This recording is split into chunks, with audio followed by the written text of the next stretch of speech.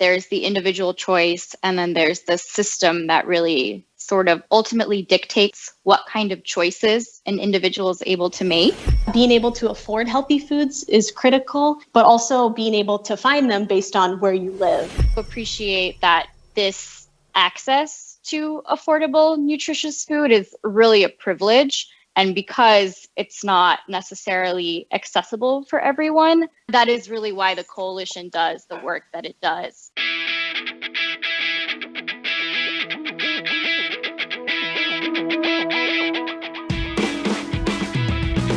Hey everybody, welcome back to the Vitalyst Spark. I'm your host, John Ford. We'll be back in about a week with another COVID-19 roundtable discussion, but here's the thing. The coronavirus pandemic has absolutely placed a bunch of elements of a healthy community center stage, and not the least of these is affordable, accessible, healthy foods. That's why a few weeks ago we sat down with two members of the Maricopa County Food System Coalition. Were it not for COVID-19, the coalition was all set to hold a big 5-year anniversary event this past March. Today, we're moving part of the purpose of that celebration online by introducing you to the coalition's breadth and depth, illuminating key concepts and issues, and sharing with you the fantastic work the coalition has been doing. And the good news is, all you have to do is listen. And of course, check the links in the show notes to connect with awesome resources. So let's get to it. It's time to talk about the role of food systems in creating healthy communities, especially in the context of COVID-19, and discover what we can do together to improve health and well-being in Arizona.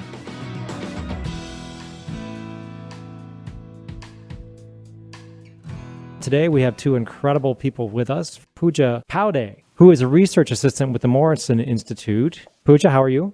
I'm doing great. And Gina Lacanina, who is with the Maricopa County Department of Public Health. She is the food systems coordinator there. Gina, how are you? Doing great. How about yourself? Doing great, thank you. Both of you are co-chairs of the Education and Engagement Work Group with the Maricopa Food System Coalition. Let's talk about MarCo. The Maricopa County Food System Coalition is a voluntary community coalition that first started meeting back in 2015. So we just celebrated our 5-year anniversary as a coalition. We're really focused on supporting and growing a food system in Maricopa County that is healthy, equitable, sustainable, and thriving. The coalition got together just because we realized that there were a lot of different individuals in the county working on food, nonprofits, government, community-based organizations, and we realized that there was a better need to coordinate all of these different efforts. And so through some support through the Vitalyst Health Foundation, the coalition was formed to really connect and leverage these efforts towards common goals. How many members are there, and what sectors do they represent, and whom do you partner with in order to get this work done? So we have about 50 coalition members in any given year. That kind of fluctuates. But we also have lots of other partners outside of the coalition. So, each of the network of members has their own sort of network outside of that feeds out. And the amazing thing about the coalition is just that our members have such diverse experience and come from a variety of backgrounds. So this includes agriculture, health, food access, processing, distribution, food recovery, community, nonprofit, and even government agencies. So we have a really diverse range of experience and representation within the Food System Coalition. There's lots of different partners. This includes my colleague Kenneth. We both come from the Maricopa County Department of Public Health. We have Vitalyst Health Foundation. Local First Arizona Foundation is a member of the coalition. The City of Phoenix is a really strong member. Lots of different individuals who have local business owners. Recycled City, which is a composting local business that a lot of cities and restaurants participate in. We have community colleges. We're really lucky to have participation from Mesa Community College, their Sustainable Food Systems program, as well as Rio Salado. It is a really big variety, and I think that it shows how many different actors are a part of the food system and how many actors have the opportunity to be a part of the food system. And improving the food system is a really great way to improve health overall, because we know that food means a lot. It's not only in the county, but across the entire world as a means of connection, not just as a means of sustenance. it's really an opportunity for us to explore how we can not just improve our food system, but our overall economy and the overall health of the people here. And I think that's kind of why the coalition is so diverse. And what we can do is a function of the effort that individual people put in. So even if that's coming to 1 or 2 meetings a week, or sitting down for like a 3-hour session to work on the website, just being a part of the conversation can be really helpful in terms of sort of facilitating action through this like really broad network. So for people who are listening right now who think to themselves, wait, we don't have a healthy, equitable, sustainable, and thriving food system? What do you say to them? I would say that based on a lot of the data that we've looked at, we've just completed this community food assessment, and we learned that the food system really isn't working well for a lot of growers and community members in our county. So for example, we know that in Maricopa County, our food insecurity rates exceed state and national averages. We also have really high rates of diet-related disease. We're the fastest growing county in the nation. Maricopa County is. We're the 4th largest and the fastest growing. So our population is growing. However, we've had significant decreases in the amount of land dedicated to agriculture and to farmland. And so this is a challenge, how are we thinking about looking to our future with our growing population, and yet all of this loss of farmland, and we have an aging farmer population. Trying to figure out how we're going to feed this growing population is something that we're considering. And I would say I definitely understand why someone wouldn't necessarily immediately perceive these problems in the food system, especially if in your day-to-day, you're able to access that healthy, affordable, nutritious food. But when you really think about the food system, you can Google food system and you'll get so many complex diagrams that the food system is not very easy to visualize. So when you go to a restaurant or shop at a grocery store, sit down for a meal, it's really hard to think through the path that food is traveling, right from the fields to your fork, and all of the factors that influence that path. And that's how it looks, that the food experience on the day-to-day looks different for many, many people. And that's why not everyone might perceive these issues.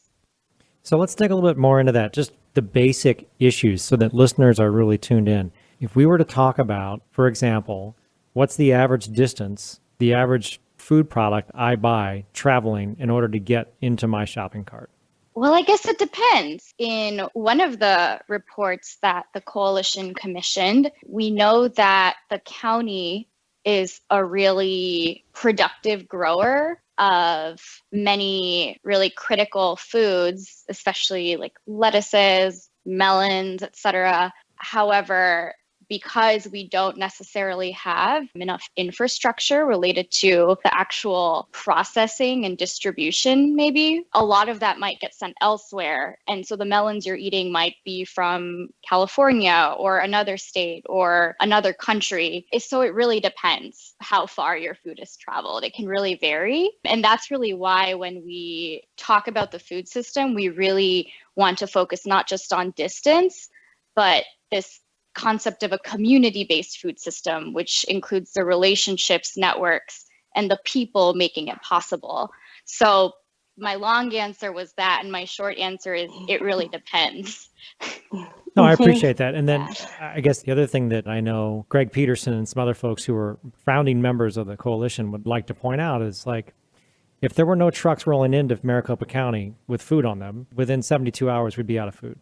Yeah, I remember hearing that's like a pretty striking realization. And I think something, given this current pandemic and this situation where access to food and access to healthy food is really being put to all of our forefronts, that's even more, I think, striking at this point in time. And so it's one of the reasons why we're really trying to advocate for, as a coalition, for increased, urban agriculture and for really supporting our community farmers here in the county, because when something happens, if you have a strong community-based food system where your farmers are supported, there are diversified, markets for them to access, there's policies that are supporting preserving existing farmland, then, as a larger community, we can potentially be more resilient and equipped to feed ourselves fresh, healthy food instead of relying on global food systems and other sources.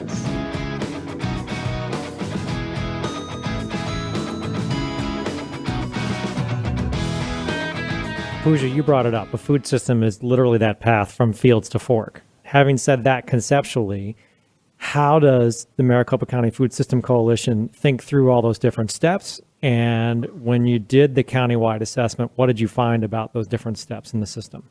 In terms of those steps, and Gina was actually one of the chairs of the work group that came together to put together this huge, had never actually been done before, a regional community food assessment for the county.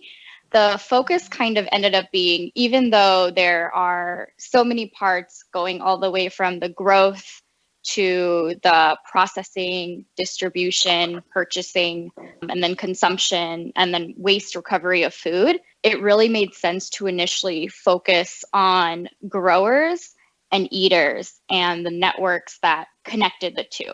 So instead of sort of broadly looking at every single piece of the food system, the coalition really decided to focus in on what seemed like the highest priority areas. And that was really what was happening with farmers and the land and water and other important resources available to them, as well as the experiences of community members in Maricopa County in accessing food and their experience around food.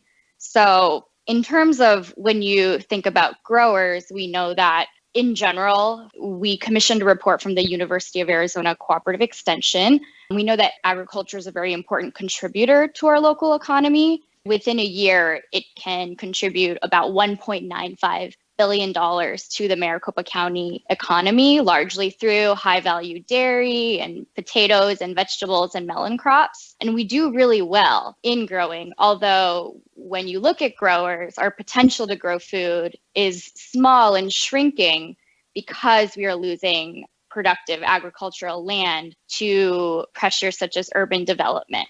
Most farmers actually lease their lands. Not many of them are landowners themselves, and that really limits their ability to endure development pressures. And when you think about the loss of farmland and also the fact that our farmer population is aging, and compare that to how much the population in the county is skyrocketing, you start to see sort of a serious problem. We're starting to see the effects of it, and we will probably see them more and more and more in the future, especially as we have to deal with more climate-related issues. We've talked about food insecurity. We've talked about farmland loss. We've talked about aging farmer population. The picture doesn't sound all that great. What's the good stuff that you found in the Maricopa County Food Assessment? The good news.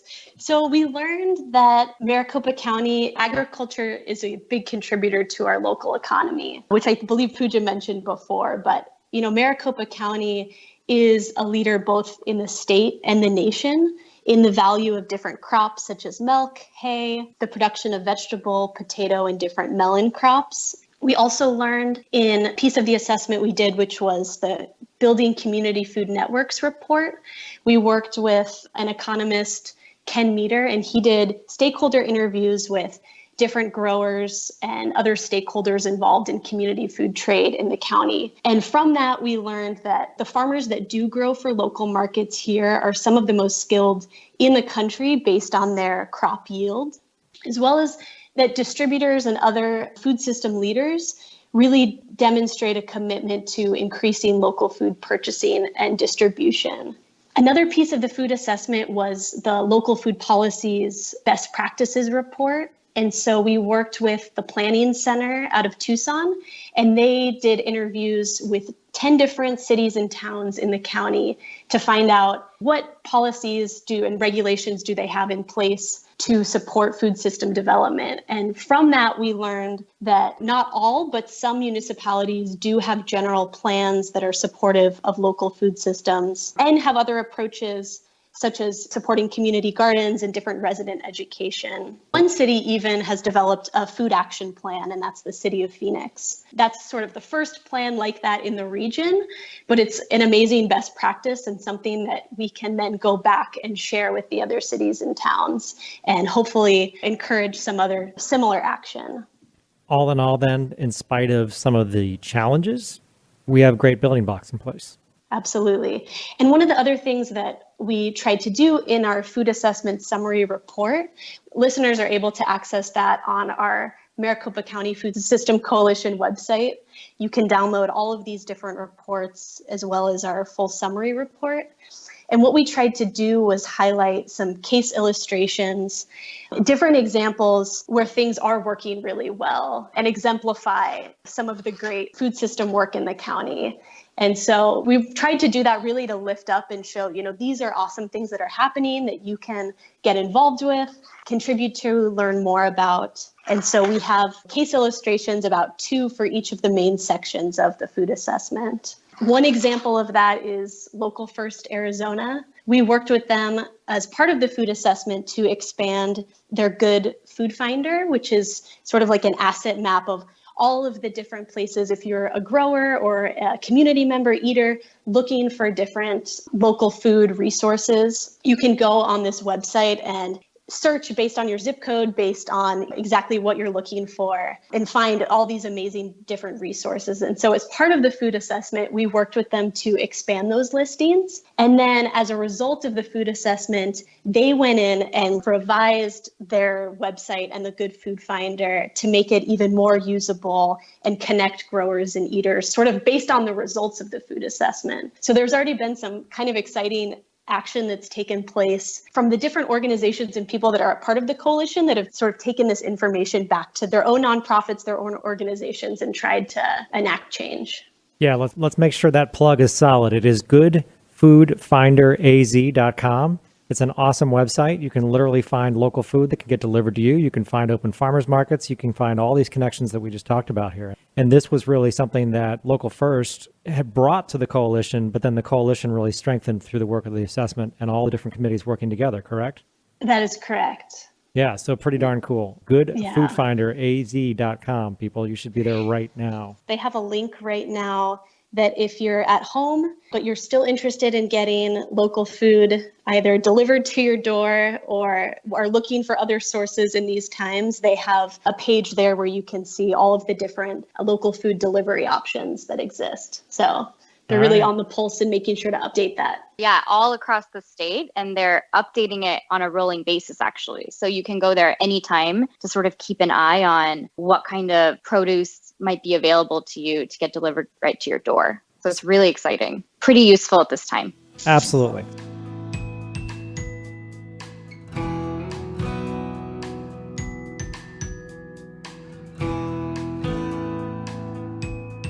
So you guys brought it up these times. Let's talk about COVID-19 for just a second, but let's talk about it in a bigger context. Let's talk about how our food system is impacted by these kinds of shocks to the system and what it is that the Maricopa Food System Coalition is doing to build long-term resilience for our food system. The coalition, and especially the partners that work with and are part of the coalition, have done a really good job of exploring the impacts of COVID-19 and thinking about ways and coming up with actions to actually mitigate the negative impacts of COVID-19 on families and local businesses. So Pinnacle Prevention has a really great infographic that goes through some of these specific effects, for example, around distribution. We know that there is a significantly increased demand on food delivery services as well as consumption. We know that there is a lot of stressors on nutrition assistance programs, an increased lack of access, especially for children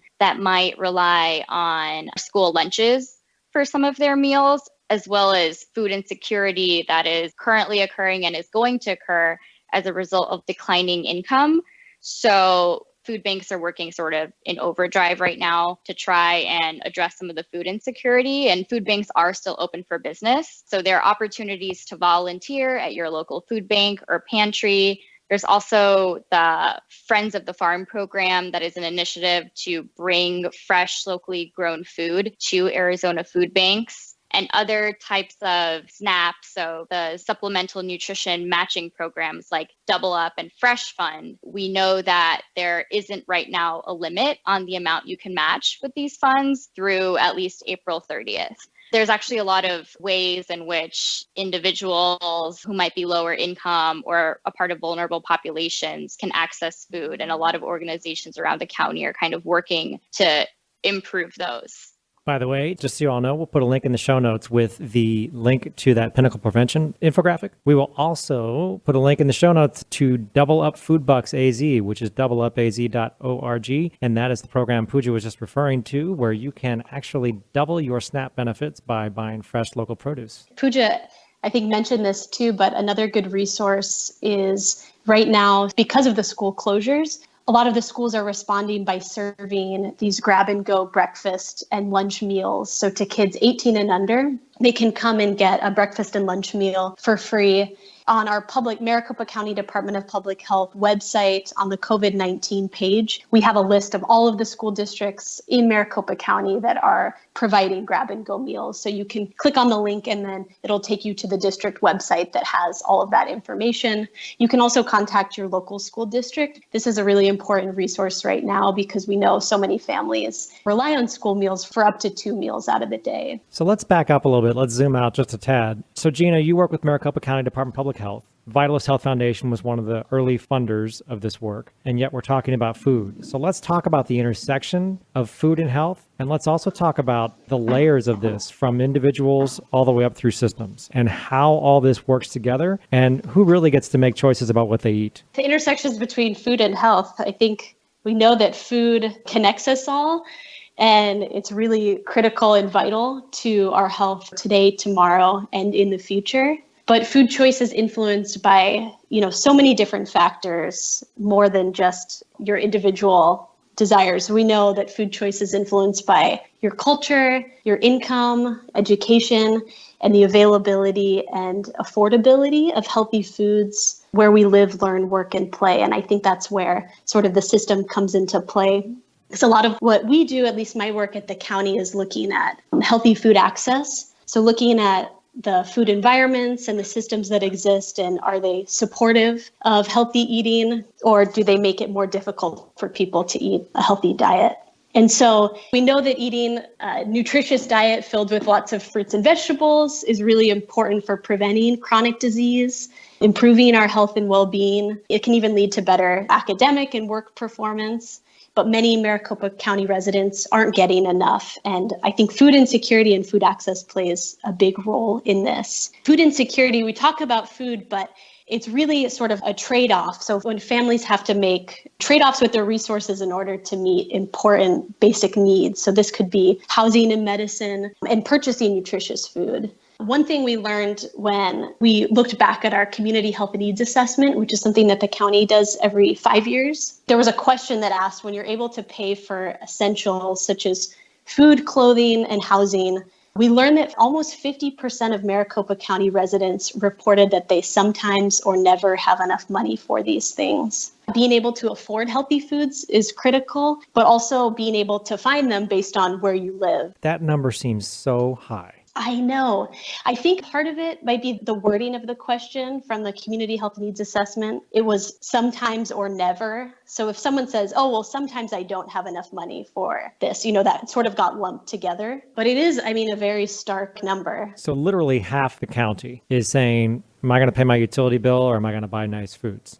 Yes, they sometimes are never able to afford basic essential things that we need to live our lives, food being one of them. And how does that compare to state or national? So this question was specific to our community health needs assessment and sort of the survey that they had developed. But looking at least at food insecurity rates in Maricopa County, they are both higher than the state and national average. So nationally, I believe the food insecurity rate's about 12.5%, and in Maricopa County, it's close to 14%.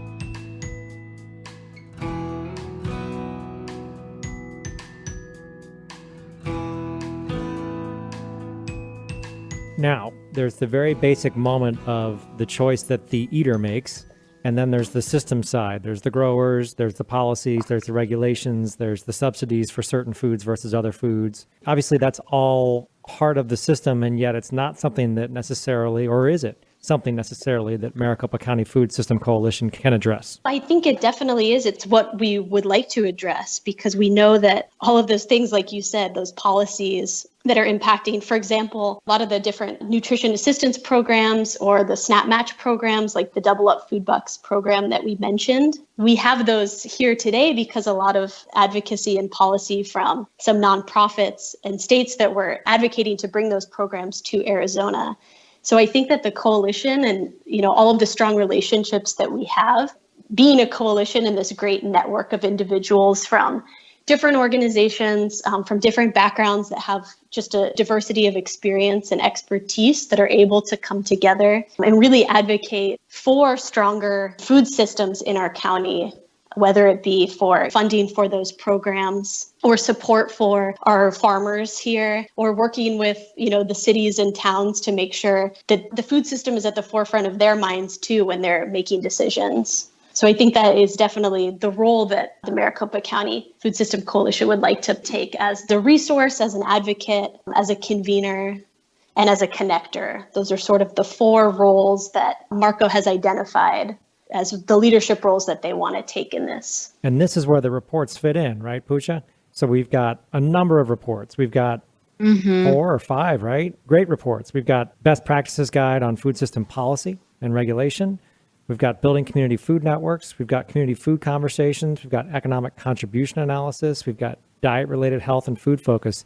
These are all opportunities for people to understand how the system is shaped and what we need to do about changing that system. Is that correct? Yeah, absolutely. And I think you spoke to how there's the individual choice and then there's the system that really sort of ultimately dictates what kind of choices an individual is able to make.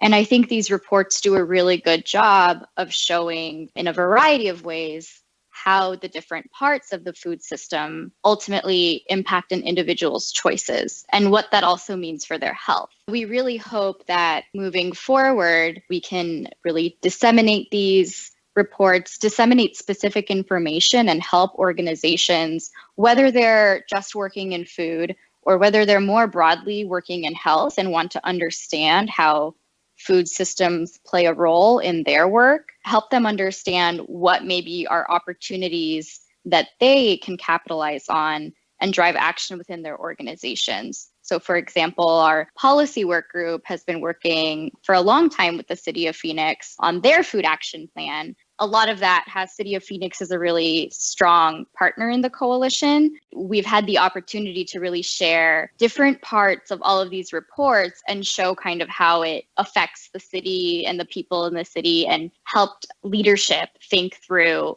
what sort of specific priorities and policy opportunities there might be to leverage. I would imagine that the city was much more informed as the result of the coalition's work, specifically the Community Food Conversations report?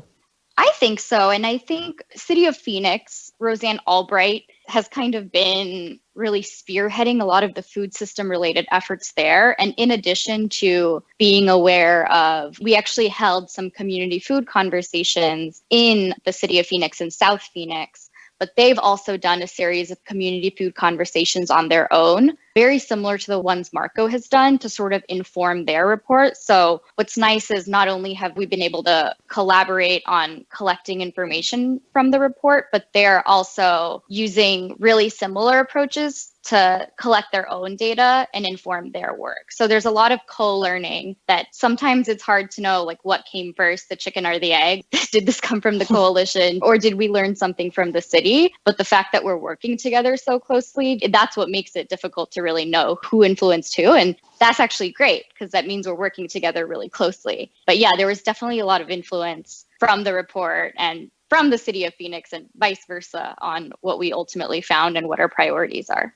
So we probably should actually put a pin right there and say 5 years ago, before this coalition was created, that relationship didn't exist at all between the work you were doing or might have been doing as independent groups and the work the city was doing, correct? There was definitely not as formal of a connection, I would say. there are sort of these like informal connections, right? So a lot of the folks working as a part of the coalition, the reason they knew to get together is because they'd done work before. They knew they had similar priorities, but now we really have these work groups and other formalized ways to get together and share that knowledge.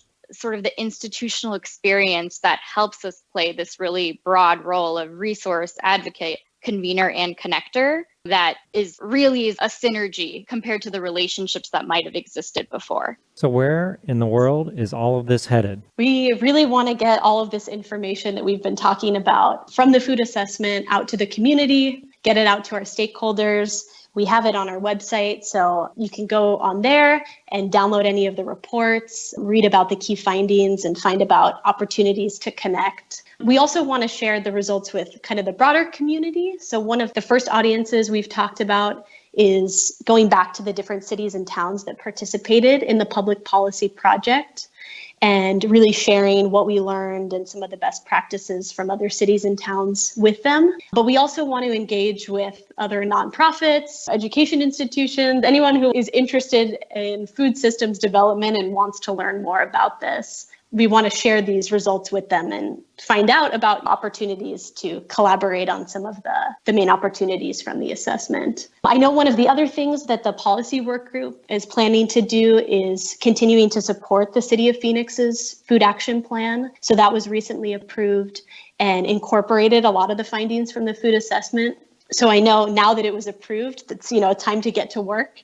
And so they plan to work together with the City of Phoenix to try to support some of the different elements, some of the food system goals related to agricultural land preservation and zoning code ordinances. We also have a new work group that's a part of the coalition that's focused on reducing food loss and food waste. That's pretty exciting. Our food fellow co-chairs that, and she was really passionate about that topic and started up that work group. So if that's something that you're interested in, you can find out more information on our website and connect there.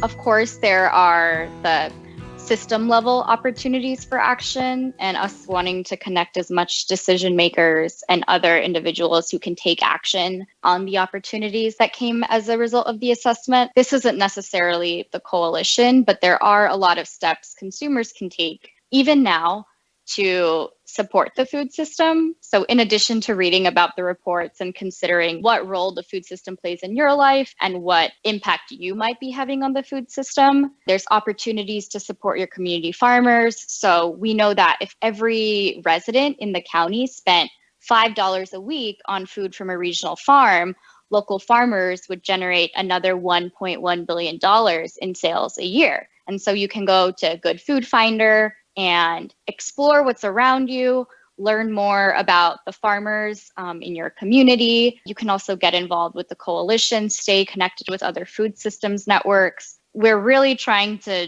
focus on helping organizations understand what has come out of the assessment can maybe influence what they're doing moving forward. And I just got to say, for folks who haven't seen these reports, these are not your dry, snooze reports. These are reports that have scatter plots, that have direct community feedback, that show the fabric of the food system and the opportunities for strengthening that fabric. And the work that you guys have done has been absolutely tremendous. Starting basically from scratch, creating a coalition from scratch, to 5 years later producing this kind of analysis, to providing these kinds of inputs for food action plans, for cities and towns to truly improve their food systems.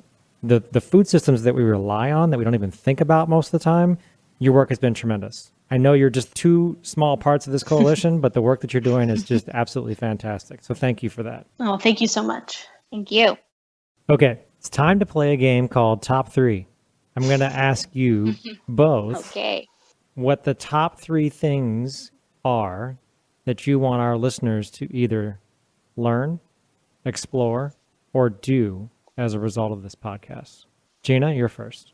I would love the listeners to go to our website and to check out our full food assessment summary report. There's lots of other different reports, but the summary report is, I think, a great read and visually is very nice. And I'd love for people to learn more about that. Explore. I'd love for people to go check out Good Food Finder since they're such a great partner in the coalition and in these efforts. So go to their website, learn about your different community farmers, and I would say, is to support your community farmers. If you are able to, spend $5 on food from community farms. Pooja mentioned that if every resident in the county spent $5 on food from their community farmers, we would make, significant impacts. We'd really be able to help grow our food system here.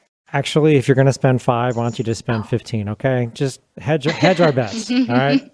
Everybody spend 15, not 5. Pooja, you're up. Top 3, learn, explore, do. I might have to cheat and borrow some of Gina's, but definitely in terms of learning, go to the website. And if you don't want to read the entire food assessment, please just read the 2 pages that are the executive summary. So it talks about why we did the assessment, what the different parts of the assessment are, and then the strengths, weaknesses, threats, and opportunities that really came out of it. In terms of exploring, I think it's really important as an individual or as an organization to think about what might be your organization's missions and your priorities, and how can that maybe align with some of the opportunities that have come out of the assessment. We did so much work as a coalition to really say, what are the opportunities that are really high priority for us, or that might be the low-hanging fruit. So really explore what that might actually mean for your organization's work. To do, besides buying local, I think just take some time when you're even eating something to think about where it came from, appreciate the work that went into it, and also appreciate that this access to affordable, nutritious food is really a privilege. And because it's not necessarily accessible for everyone, that is really why the coalition does the work that it does. And that's really what keeps people going, remembering that and wanting to improve quality of life for people through food system improvements. Thank you, Pooja, and thank you, Gina. Is it too much to say that you've given us an incredible amount of food for thought? Well, in spite of bad puns, we deeply appreciate your time, your perspectives, and the entire coalition's prodigious work over the past 5 years. Our advice to you, dear listeners, don't let your exploration of this topic end here. Check the show notes for a bountiful harvest of links to learn more. Check out MarCoFoodCoalition.org for many of these same links. But most importantly, do everything you can to support your local food system. On that note, your best option is to visit goodfoodfinderaz.com. It's a statewide resource for local foods you can buy now. It's true that just $5 from each Arizonan would contribute hugely to sustaining and growing our local food system. But don't be shy. Spend at least $15 today, and then make it a habit to keep on purchasing locally produced food. Our local economy, your taste buds, your stomach, and your health and well-being will all be tremendously rewarded. To recap, learn more at MarCoFoodCoalition.org and act now using GoodFoodFinderAZ.com. Do it today. That's it for this episode. The takeaways from this dialogue belong at the family dinner table as much as they do in your place of business, in city and town halls, and the domains of healthcare and public health. So please share this episode far and wide. Subscribe to the Vitalyst Spark podcast to get notified as soon as new episodes are released. And we've got great news on that front. The Vitalyst Spark is now available on Spotify, and you can subscribe to be notified of new episodes there too. In the world of podcasts, you can give us your feedback on Apple Podcasts, Google Podcasts, Stitcher, Overdrive, or wherever you get your podcasts. You can also give us your input the old-fashioned way. Your corrections, complaints, and compliments are all welcomed by emailing us at feedback@vitalysthealth.org. Finally, remember this. With great responsibility comes great power. We'll see you back on the road to well-being soon.